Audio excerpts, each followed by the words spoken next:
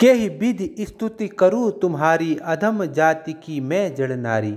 पौराणिक कथा के अनुसार माता सबरी का नाम श्रवणा था। ये भील समुदाय के सबर जाति से संबंध रखती थी। इसी कारण कालांतर में उनका नाम सबरी हुआ। पौराणिक कथाओं के अनुसार माता सबरी का असली नाम श्रवणा था। माता सबरी को रामायण के पात्रों में विशेष स्थान दिया गया है। सबरी माता ने अपना संपूर्ण जीवन श्री राम की भक्ति में बिताया। रामायण के अनुसार सीता की खोज करते हुए श्री राम सबरी से भेंट हुई थी। इसके लिए उन्होंने सालों तक मर्यादा पुरुषोत्तम श्री राम की प्रतीक्षा की। रामायण के उन प्रसंगों को भी सभी जानते हैं कि जब श्री राम ने सबरी के हाथों से झूठे बेर खाए थे। लेकिन क्या आप जानते हैं आखिर किसने माता सबरी को श्री राम की भक्ति का वरदान दिया था? क्यों सालों तक सबरी श्री राम की प्रतीक्षा करती रही? आइए जानते हैं इन सवालों का जवाब।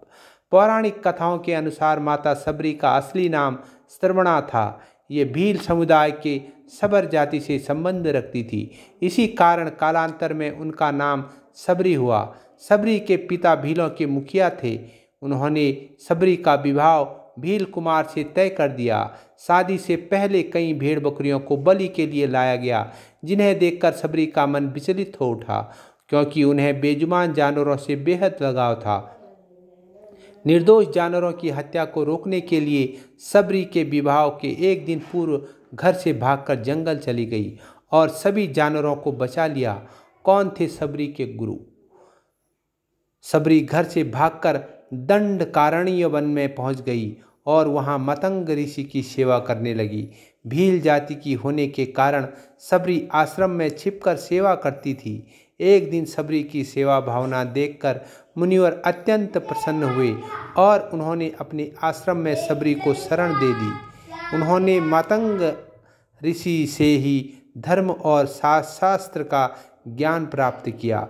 मतंग ऋषि ने ही सबरी को श्री राम की भक्ति करने को कहा। सबरी ने सालों तक क्यों की श्री राम की प्रतीक्षा? एक दिन जब ऋषि मतंग को लगा कि उनका अंत समय निकट है, तो उन्होंने सबरी से कहा कि वे अपने आश्रम में ही प्रभु श्री राम की प्रतीक्षा करें। वे एक दिन अवश्य ही उनसे मिलने आएंगे और उनके बाद ही तुम्हें मोक्ष प्राप्त होगा। सबरी प्रतिदिन अपनी कुटिया के रास्ते में आने वाले पत्थरों और कांटों को हटाने में लगी, ताकि श्री राम के आगमन के लिए मार्ग सुलभ हो जाए।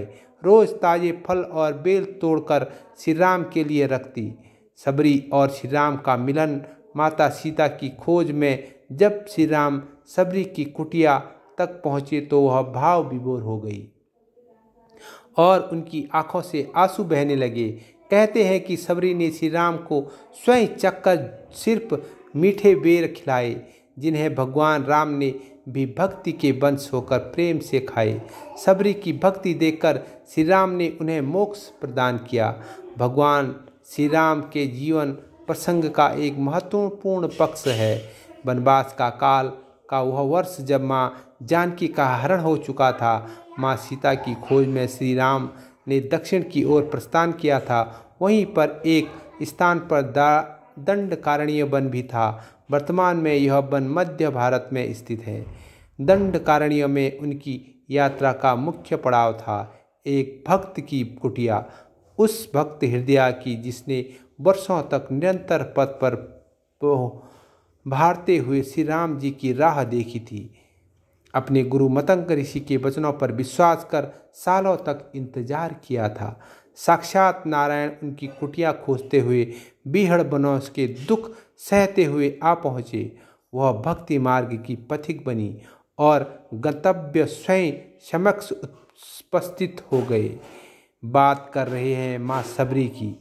वह पावन दिवस जब माँ सबरी ने अपनी कुटिया में श्री राम जी के चरणों को प्राप्त किया था, वह बसंत पंचमी का ही दिन था।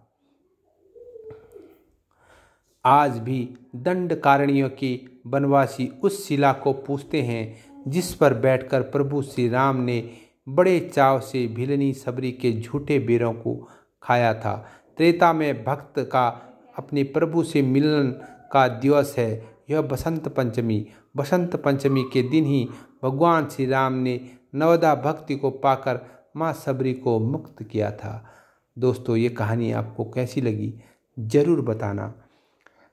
के ही विधि स्तुति करूं तुम्हारी, अधम जाति की मैं जड़ नारी, अधम ते अधम अधम अति नारी, तिन मोह में मंदमति गवारी।